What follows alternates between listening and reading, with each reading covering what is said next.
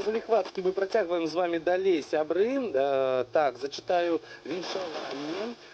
Поздравляем нашего любимого папу и дедушку Рубаник Анатолия Ивановича с рождения. Желаем крепкого здоровья, любви, удачи, дети, внуки, любимая жена, и просим хорошую песню. Будет вам хорошая песня, обязательно. И белорусское радио также поздравлением. Пусть все, что вам сегодня нажелают, обязательно сбудется. Ну и сил вам на это все. Хорошая песня для вас.